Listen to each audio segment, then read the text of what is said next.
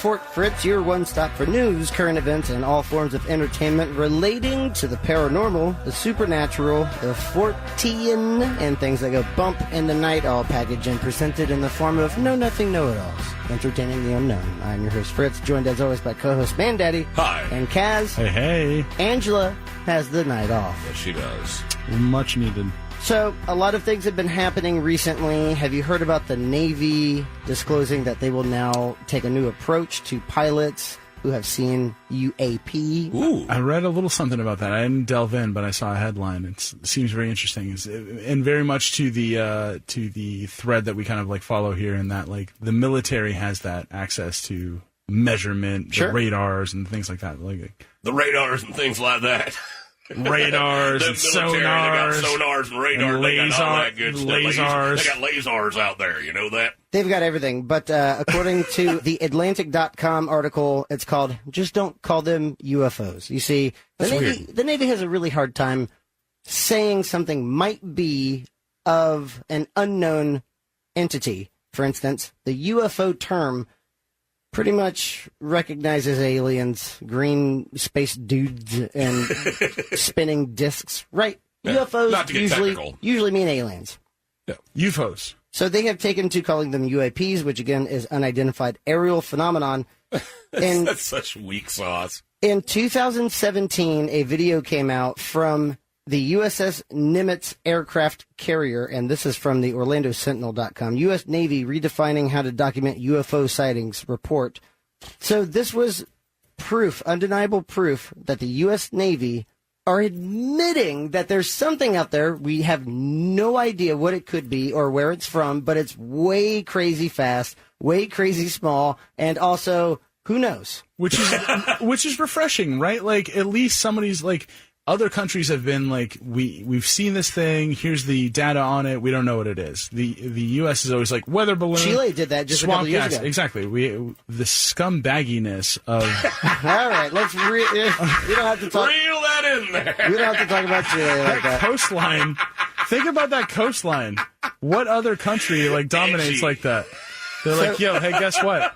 Our good friend Tyler Rogaway of TheDrive.com wrote a really great article about this entire Navy thing, because from what a lot of people have been opining over is the Navy is now destigmatizing reports of it, but they're still not saying it's either one way or the other. Let you draw your own conclusion. So Tyler of TheDrive.com publishes, "What the hell is going on with UFOs and the Department of Defense?" But it's not UFO. Get right to the Yep. point, Tyler. This came out April 26th, and he basically says, and I will just read one of his last paragraphs because it is absolutely perplexing. This reality, so again, this goes back to the USS Nimitz, Nimitz aircraft carrier, an incident that happened in 2004, and the Pentagon published this video in 2017. And if you go to realradio.fm, just click on blogs and shows, and you'll see Fort Fritz, and you will see this really just incredible story.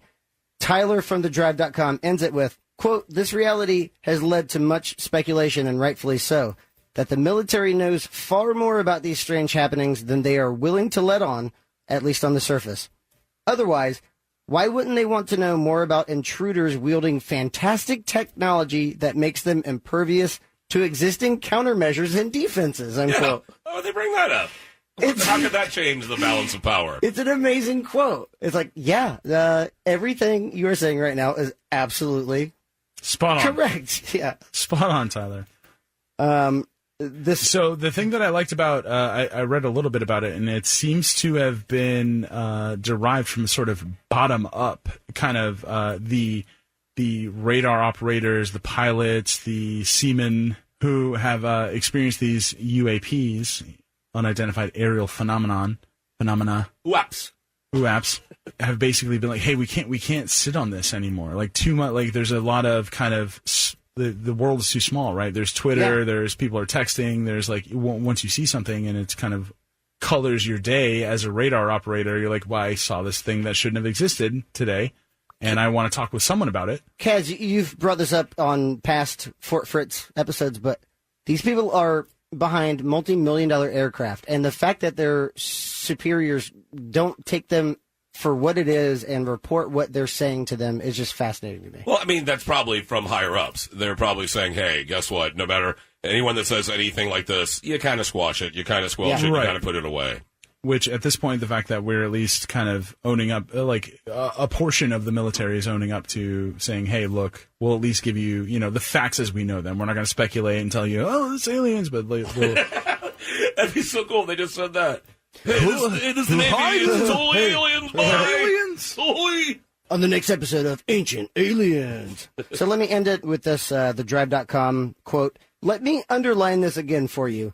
The Nimitz encounter with the Tic Tac, and that's what it looked like, proved that exotic technology that is widely thought of as the domain of science fiction actually exists. It is real, unquote.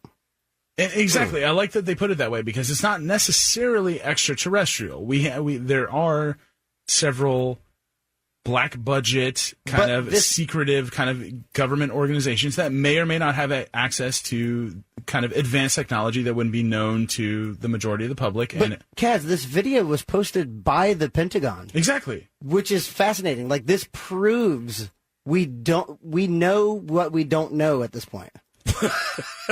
It's incredible. Don't we always it's not incredible. know what we do know now? No, not at all. Think of it like known unknowns, unknown unknowns. You know what we do know is that the Merriam-Webster dictionary has added over 600 new words. Did you guys know that? I did Look not. at that. Did you see that segue? Did you see that segue? That was just smooth. That was just smooth. Think pop culture. If you start lifting weights, you are strong, mighty. Dumb it down a bit. Strong. The kids don't say big strong. dude. They say swole. Swole. Oh, swole. the kids do say swole. The ones that are now 30. Swole's in the dictionary? Swole is now in the dictionary. Nice. Oh, also, geez. someone being a stan because of the Eminem song. No way. As a stalker fan. A noun and a verb. I really don't like that. I'm such a stan. That's where I feel like I got old. Right, yeah. When Stan got popular, so I was like, I'm old Felt now. it in the hip right when that happened. Also, cryptid. Oh, that finally made it in the dictionary. That wasn't in the dictionary? Cryptid. Oh, that one deserves to be. Which stands for what, guys? Just Mandaddy? an animal that is unyet proven to exist, yet still has... Getting in the weeds.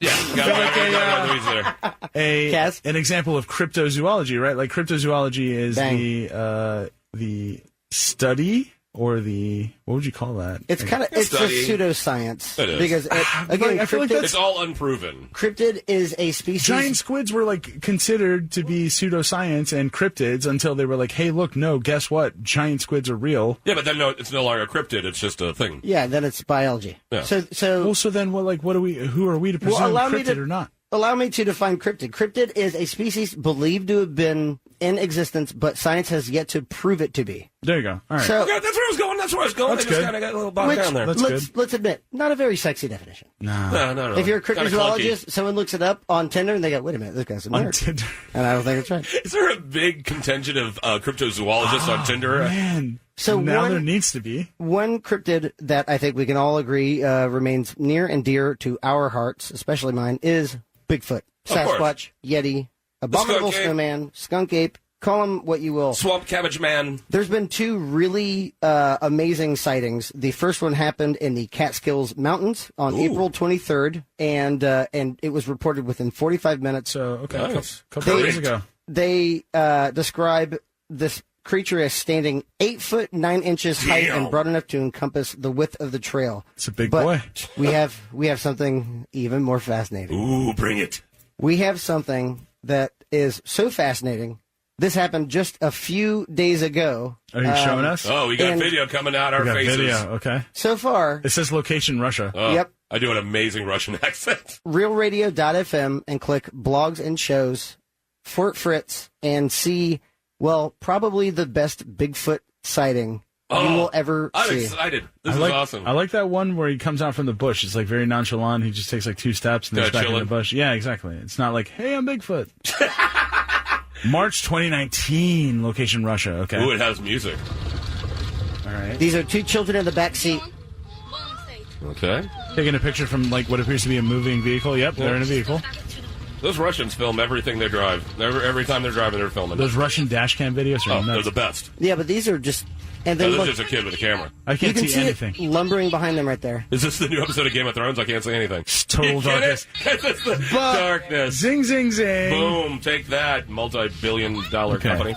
So we've got someone filming from the backseat of a car, squealing Russian people, like you do. And they focus on something from behind. Way over there.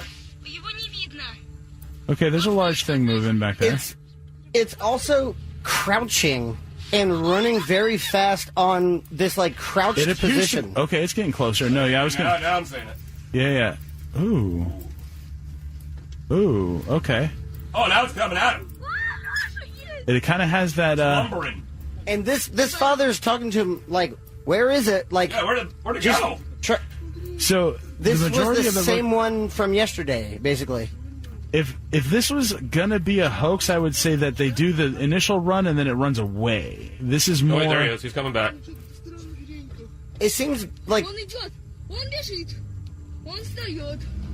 wish There he goes. he's given a low profile, right? Is he not? Yeah, he's not jumping at him. He's just kind of like, he's checking him out. He's kind of getting closer, but not like running at him with Exactly. arms akimbo. But also, this is a lot of footage, is it not? Yeah. it's going to be 14 minutes of. He's still popping around in the weeds. Yeah, it's gonna slow There it are down. little check marks. Okay. Those are ads. I wish I spoke Russian so I could know if they were. This was genuine. Okay. Oh, there he goes. So it's definitely a shadowy figure, kind of off to the side of the road, who's moving in a very simian sort of manner. Like jumping up and down there. Yeah, that's scary. Is that Yeah, it not? looks like Shaka from Land of the Lost. So what do you think? And then this video ends a little bit after They that. start peeling away. Okay. That's pretty. Oh, that's no, kind of cool. It's it could still easily be a dude in an outfit, but it's still cool footage. I like know, that. but I mean, we it can always go be. to that, don't we? Well, it can always be. I mean, that's the thing. Until you get to trap one, and get to at least take a look at it, face to face. It's always can be a person in a costume. I feel like if it was gonna be a kind of hoaxy, oh my God, look, there's Uncle, Perry in the bushes over there, then it wouldn't have Russian been Uncle Perry. Uncle Perry. It wouldn't have been like they wouldn't have focused so much on it. It would have been kind of like a passing by, like, I'm Bigfoot.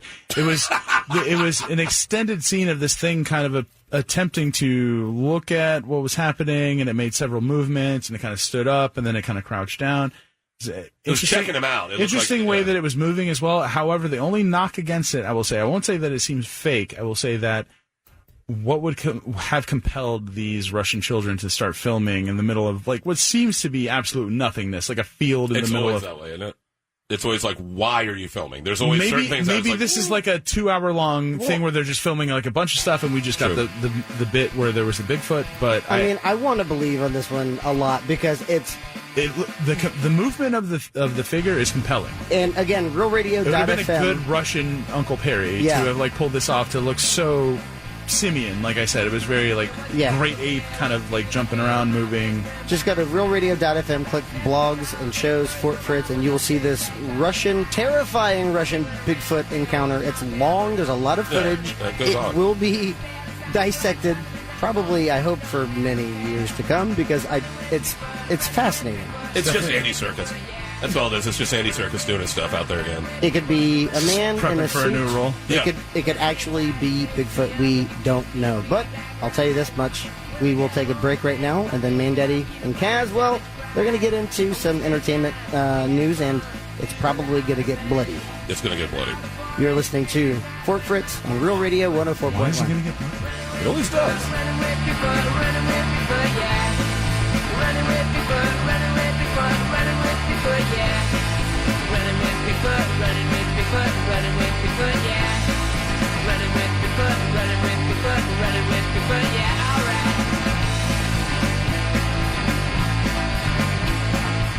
Fort Fritz on Real Radio 104.1.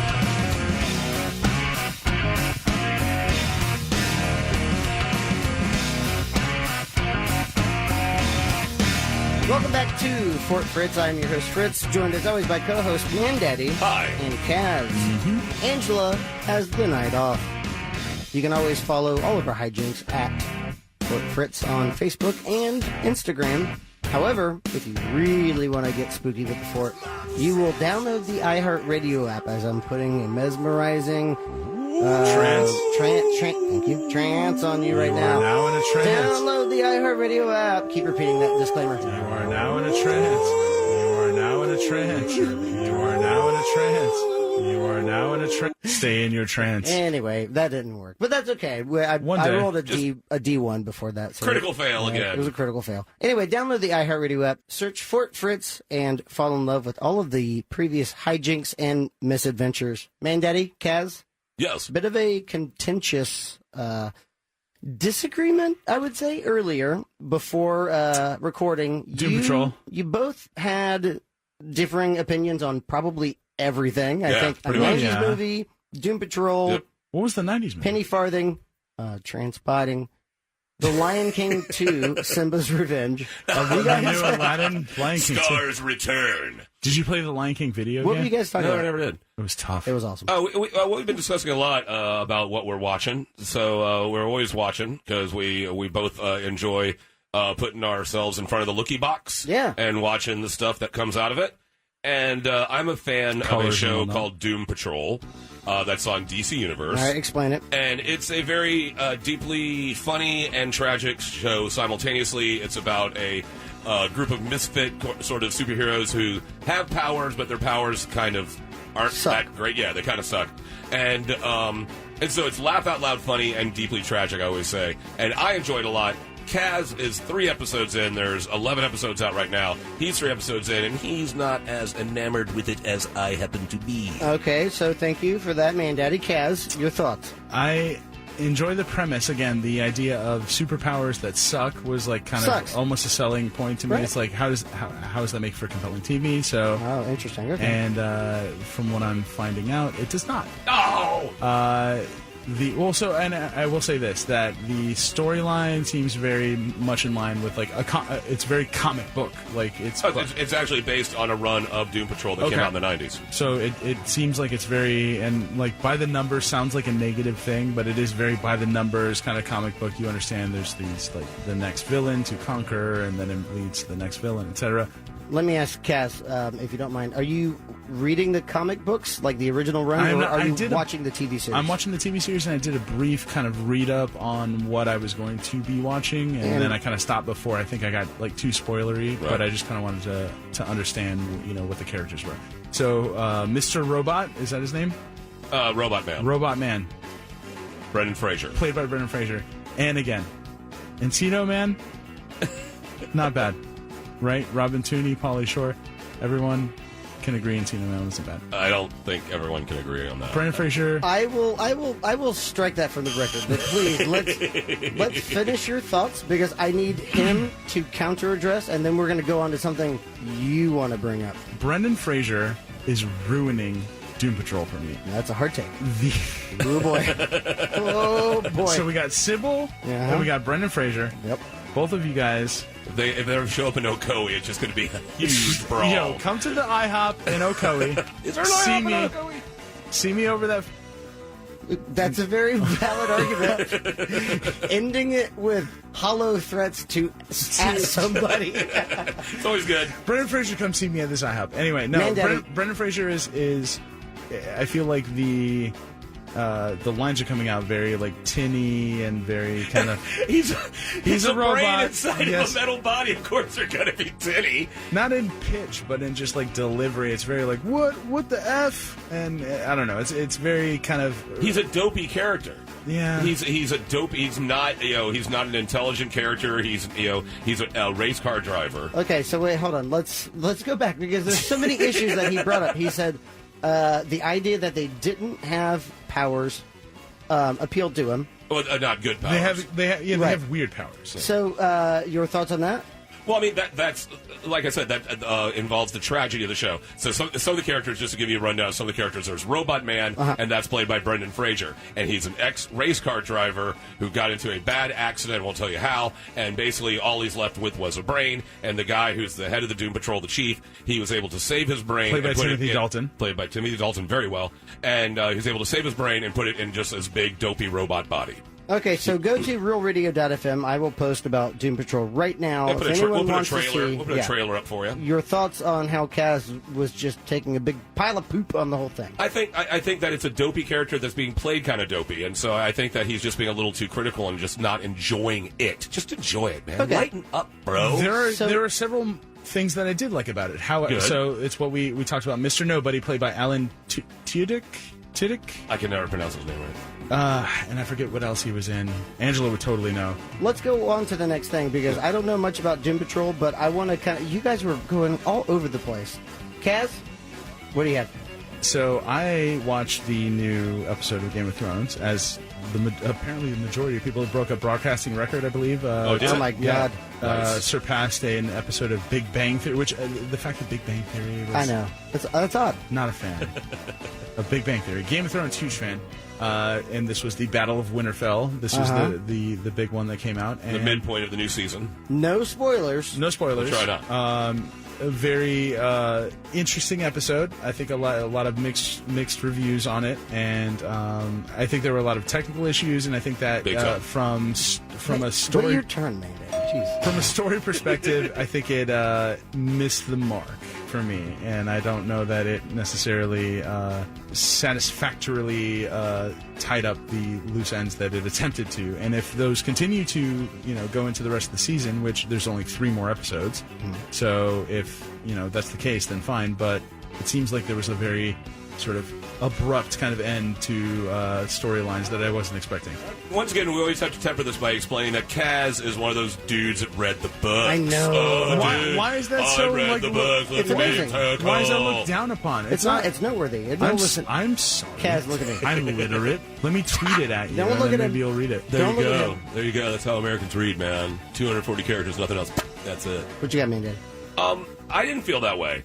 I felt that there was technical issues, like you said at the beginning, the whole thing about it being too dark. That was a big thing. I remember watching it, thinking the Twitterverse is going to explode about how dark this is, how dark it's been filmed, not so emotionally you didn't even dark. question your TV or any of your settings? I went through my settings okay, immediately. So My wife got so mad. She's like, okay, what are you doing again? I'm like, hold on, I think it might be this. Just trying everything. And once you get past that, and I could see that it was a kind of a directorial decision to show the balance between light and dark and the battle of good versus evil. It looked underdeveloped. A little bit, but on purpose. And at the same time, these are people. It made you feel like you were in there because they couldn't see what was going on either, and so it brought a different level of tension. And the level of tension, the excitement in this episode, I thought was stellar, palpable, literally on your edge of your seat, and getting full body chills when certain things happen. And just bringing you along. It's just a journey. It's a fun journey. Sure, there's a lot of fan service and lip service to the fans to give them. It's like, well, here's a character you like, so we got to do something good with them.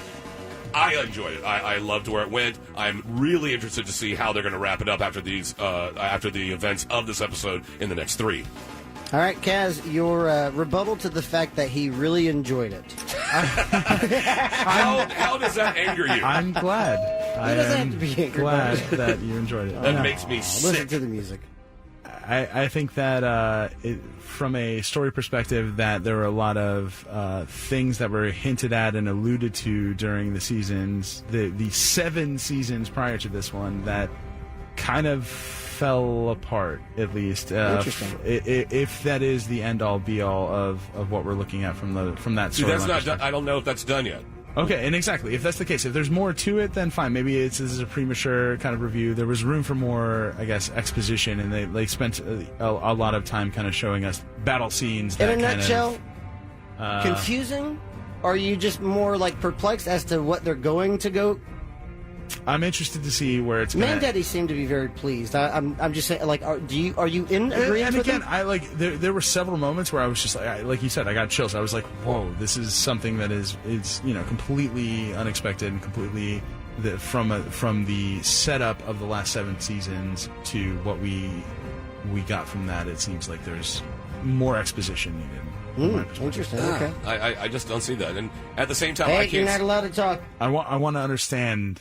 I can see what you're wanting, and we got to wait for the last 3 episodes to see if the whole things with prophecies and stuff. Because what did happen in this episode was foretold in other episodes as well.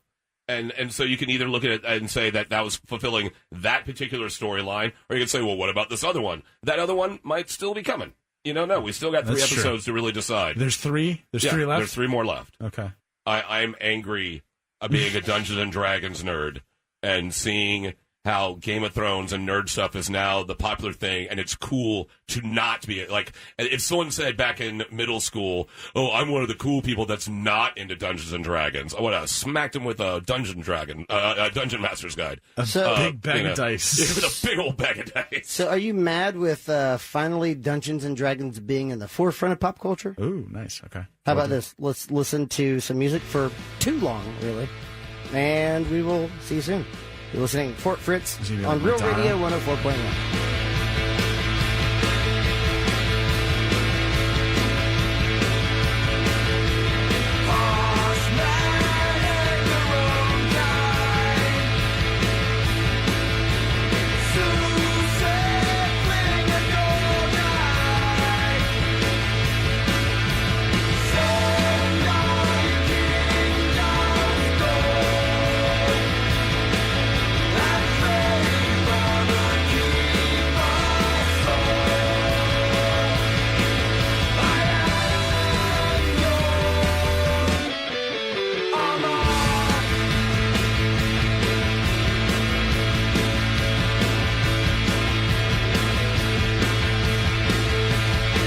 Support Fritz on Real Radio 104.1.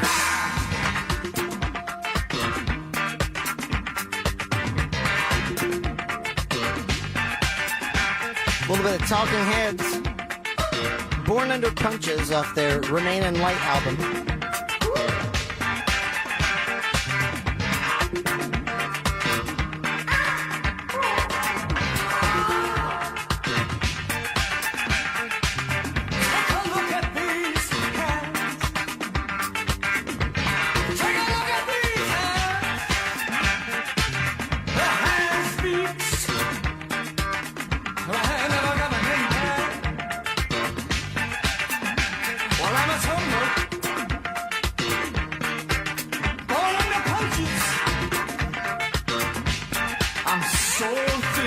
Welcome to Fort Fritz. I am your host, Fritz, joined as always by co-host Mandaddy and Kaz. Ciao. If you ever want to check out any of the videos and topics we've been discussing tonight, well, just go to realradio.fm, click blogs and shows, and click Fort Fritz. You will see it all right there. Mandaddy, why are you so mad? I'm not mad, maybe a little jealous, I guess, probably. Because of what? Because right now, when it comes to nerd culture being mainstream culture now, and specifically Game of Thrones, because Game of Thrones is just the biggest thing, of course, and deservedly so. I absolutely love Game of Thrones. And watching it just take over culture, meme-wise, news-wise, everybody's into Game of Thrones. How so?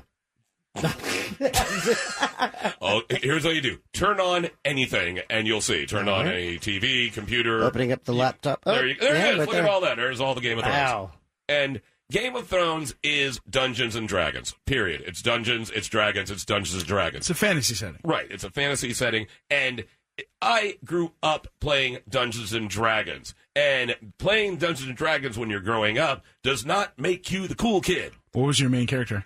I usually did like Rangers, occasionally a cleric here and there, you know, if I was feeling good. Do you remember the name? All right, so Mandaddy, your character was a ranger. Kaz, what would be your character? I do the thief, like a thief. I like thieves. Thief, I like thieves. halfling. Who doesn't? They're very crafty. Chaotic neutral. What are you doing? And also, I don't know if it was the edition that I played, but it was less spell based and more kind of action based. So you like, oh, that's cool. That's you're fun. like, I dodge, I go and hide behind a couch or whatever, instead of being like, I cast this. So you're more of a warrior class. Yeah, Mandaddy, I agree. This all sounds like a nerd culture. It's so nerdy and wonderfully nerdy, and it's just so funny to me thinking about half these people that are so into Game of Thrones are the same ones that ridiculed people like me in middle school. You don't know that. Know it for definite sure. No, you don't. Yes, I do. No, you don't. Totally. Okay, so I mean, he probably has the benefit of experience on this one. Dungeons and Dragons, that was a nerd culture, and you're saying that nerd culture has been Co-opted by the Nice. billion-dollar entertainment franchises. Well, it's just amazing how it's come around, because I know it's come around because of people especially like a lot of the Marvel universe is based on stuff that happened in the 90s and comic books that are in the 90s. And so the people that are reading them that were either in late high school or college are now in the age of controlling stuff. And so that's why all of this is being based on that. Same with Game of Thrones, is all these people that were into D&D now, back then. Creatives like that bring in Game of Thrones now. But the fact that it's just so big, and it's like these same people, it's like I just want to go, yeah, where were you? Where were you when I was walking around with a Dungeon Master's guide and a bag of dice on my hip? You were making fun of me, weren't you? You were laughing at my windbreaker. Leave my windbreaker out of this.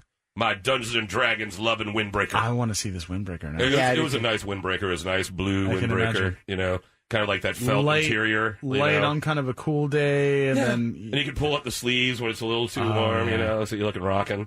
When you don't, you look horrible. I mean, it's just such a trip to watch, you know, to see everything come around.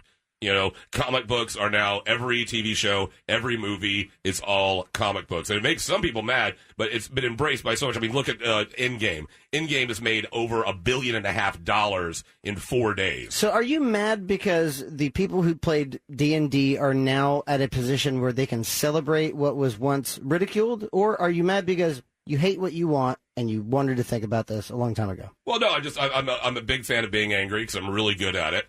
And just seeing it take over so much like I said earlier, that you see so many memes of people like, I'm the 1% that doesn't watch Game of Thrones. And I want to smack him with a brick. Fritz, I will liken it to this, and this might be something that more palatable, something more chewable for you. A bandwagon fan. So you know how the Rays are like pretty good now. Yeah, the Tampa Bay. Thank you for saying that. Yeah, the Tampa Bay Rays are doing really well. Are they? Yeah, just go to realradio.fm, click blogs and shows. You will see. Check out the Tampa Bay Rays. All of my love for the Rays.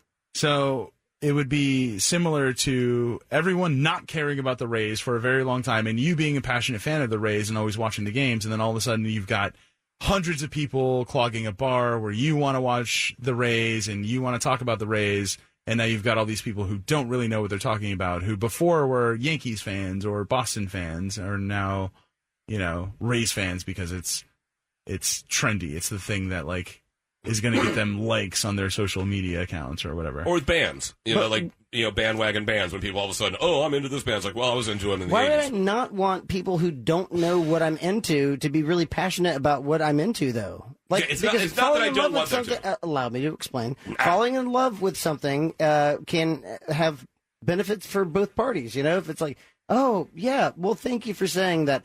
I mentioned band ABC, and you go, I appreciate that. Like, it's fun. Oh, yeah. Oh, no, I'm not. Why do you hate them. people? Do you want to? How long is out with it? We don't have enough time for that. Yeah. There's two types of people in this world: people I hate and dead people. But it's not that I'm mad about it. I mean, it's like a little jealous and a little angry. I mean, I'm glad that it's the biggest thing. I'm happy as all get out that something like Game of Thrones is mainstream. Something like the Avengers is mainstream. But there's just a little part of me in the back that's like, okay, you made fun of me for so long. And that little guy's still hurt. That little guy, that little nerd inside of me, is still hurt. You've got a grizzled Utahan prospector in your heart. You gotta let that guy find gold, my man. I started life as a grizzled prospector. I don't know. You didn't know this. I have Benjamin Button disease, and so I started off as a little grizzled, like minor 49er. I had my own mule. It was great. That's awesome. In the long run, you like the idea that Dungeons and Dragons are back, but you're a little miffed. It's almost like I feel like I'm deserved an apology. Okay. I feel like I want all these people from Lyman to contact me and go, hey, man, I made fun of you. Dragons are actually pretty cool. Dragons are really cool, man.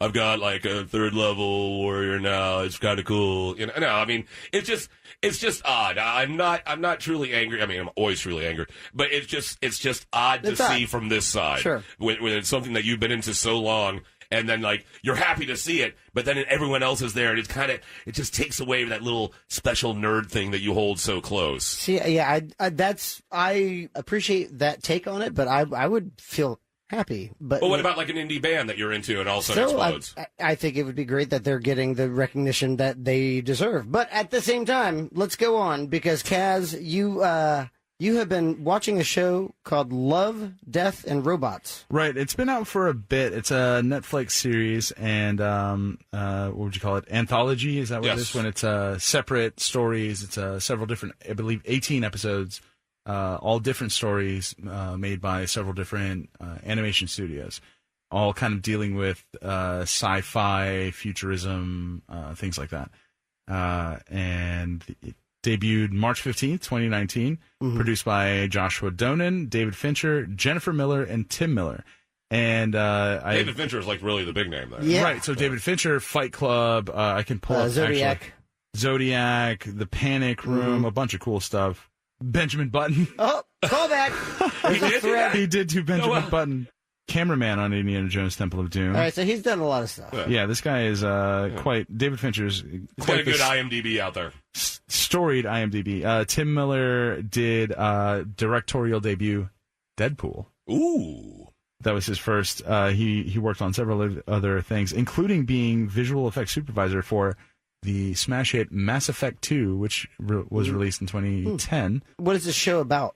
It's like I said, basically sci-fi, futuristic. They're all animation, so it varies from being like very like, uncanny valley CGI to kind of more anime style or cell shaded, different kind of more classic Anime style. Yeah, like illustrated kind of looking cartoon. All of them were produced and directed by several different people, but Tim Miller kind of had the creative oversight on all of this. And is it like action based? Every episode's different. They're all different. Yeah. And this is Love, Death, and Robots. Very adult. Correct. Okay. So it's and I will say this, FW. that both David Fincher and Tim Miller have a quote-unquote long-running, in-development reboot of the 1981 animated sci-fi film Heavy Metal in the works. That's awesome. So it's very Why similar. did you lead with that? Very similar to... Because I'm not used to doing this. You are doing an incredible job, but please tell me more about Heavy Metal. That movie was amazing. Sammy Hagar. Oh, come on. Do not mess with Sammy Hagar when I'm in the room. Oh, yeah. So if I recall correctly, Heavy Metal had like a single kind of story thread that ran through it, There was right? a thread. It was brutal. There was a thread, but It was I mean, a kid everything who was very different. experiencing these like different realities or this different like facets of this like story that he was going through, right? From the magazine, just basically taking the different story artists and stories from the magazine and putting it on the big screen. Correct. So these are all completely separate. There is no kind of similar thread running all through it. And this is Love, Death, and Robots. Love, Death, and Robots, correct. On Netflix. The visual style of several of them were so striking that like I sat down and I was going to watch like one or two, and I ended up banging through like probably 15. Like I stayed up all night watching this stuff. And it is, like Mandaddy said, very not safe for work, very adult. Oh, yeah. There's like very heavy gore, very a lot of nudity, adult themes, nudity, sexual content. It was just very striking. The two that were most to me were the Witness and Sunny's Edge. So Sunny's Edge is the first one that plays. So these are specific episodes? Correct. Okay. And they range in time anywhere from like 8 minutes to like maybe I think 20 at the most. Right? So it's like easily digestible. Oh yeah, you can really jump right plow in. through it. Kind of like a pasta salad. It's fantastic. It's kind of like a pasta salad. All of the different visual styles, the fact that like they kind of very differing styles of animation and storytelling, and a perfect example of short storytelling, right? Like cold opens, gets all the content that it needs out, gives you that ending that is, most of them are very like satisfying, but makes you want more of that story. And with a Twilight Zone-y kind of twist going on, perfect way to put that. Yes, very. What Twilight is this show about? I mean, every story is different. It's just sci-fi. It always involves so it's like love, a Twilight Zone death, and robots / Black Mirrors. Very similar. Love, in the same vein. Death and / robots. Right. I will say, clearly directed or produced by cat people. There's a lot of cat content and very specific to like speaks to cat people. Like a lot of cat stuff kind of happens in And never, so from what I've seen, any kind of violence or weird stuff towards cats. Just very much like a cat-centric, a humorous nod towards the ownership and the interaction with humans and cats. It's so all over the place. Every the story. Three robots was really cool too. That was the other the weird little comedy one where the three robots go around and kind of experience human life. Hilarious. And give the basically a very dry robotic kind of take on humans and what they've done and why they went away. And like they're like tourists from the future coming and watching destroyed our culture destroyed and just going around and like checking it out like, right, oh cool. my god, look at these stupid humans taking selfies. Oh, with like exactly. They do. Exactly. They actually do. Love, Death, and Robots, and just how Dungeons and Dragons are back in the forefront by Kaz and Mandaddy. If you're into Game of Thrones, then get into some Dungeons and Dragons. If you've never hug a nerd first of all, and if you've never played Dungeons and Dragons and you're into Game of Thrones, give it a try. Get some of your other friends that have never played. Find a good dungeon master and play some Dungeons and Dragons if you love Game of Thrones so much. But now there's time for you to check out the Checkout. Hey, Kaz, what do you think people should check out? So I moonlight at a tavern called St. Andrew's Pub, and on Tuesdays they are doing Taco Tuesdays. Ooh. Oh, my God. 3 for 3 tacos, and today was the first ever Taco Throwdown. One Mr. Larry Elvasky and one Mr. Chris Killer went head-to-head on tacos, and despite all the bravado and bluster, Chris Killer came out on top and was able to, I believe it was first to 20. And these men ordered 20 tacos apiece and basically went in. Wow. Yeah. They were playing Rocky music the whole time, like they were eating the taco. It was quite the spectacle. But regardless of that, the food is spectacular. So check out St. Andrew's Tavern. It's 1119 West 436. There you go. Boom. And Taco Tuesday, show up 3 for 3 tacos, and you can't beat it, dude. And if you can eat more than 20 tacos, then maybe you can vie for the championship. We would never condone that. Right. Don't hurt yourself. But if you can, but if you can show up, I want to see it. If you can take it, I want to watch you do it. What do you got there, Fritzy? Recently, this has blown my mind. I am a musician. I've been playing a bunch of different instruments for a while, but you know how on a keyboard you have those 5 black keys? They are called enharmonic keys. They, together with the white or the natural keys, comprise the 12-note octave. Well, there are some guitars and organs that have a 36-note octave range. Okay. So you can get really, really crazy microtonal chords. And I've recently been listening to King Gizzard and the Lizard Wizard. And they use microtonal and harmonic guitars and basses and synthesizers. And it sounds absolutely just wild. It sounds wonky. It sounds otherworldly. And it sounds immediately catchy. It's King Gizzard and the Lizard Wizard. Hear what that is.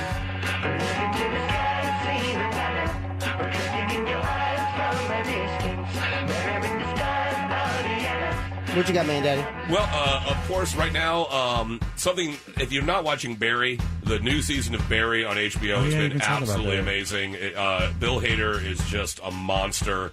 He does, it's him playing an actor, a hitman, trying to be an actor and get away from his hitman past, but his hitman past will not let go. And it's just really great show. The new season of Barry has been great. Of course, when it comes to stuff I do, my band Gargamel will be playing at Will's Pub with the Grooveniks on May 24th.